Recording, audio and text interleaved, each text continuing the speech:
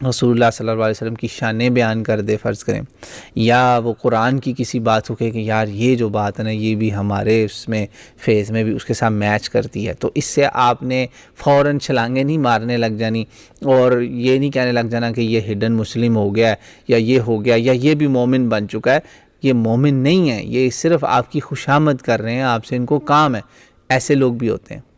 Again हमें किसी के अंदर नहीं पता, इनमें क्या पता ऐसे कई हों जो वाकई में मुसलमान हो गए हों और वो आपको ये बताना चाह रहे हों कि हमारा भी ये मामला है। ये मैं गैर मुस्लिमों की आपको एग्जांपल दे रहा हूँ जो अल्लाह ताला ने आपको बता दिया है कि मुसलमानों तुम जब बाहर जाओगे लोगों से डील करोगे अपनी कम्युनिटी में या अपनी सोसाइटी में इन जनरल, तो तुम्हारे साथ ये मामला पेश आना है।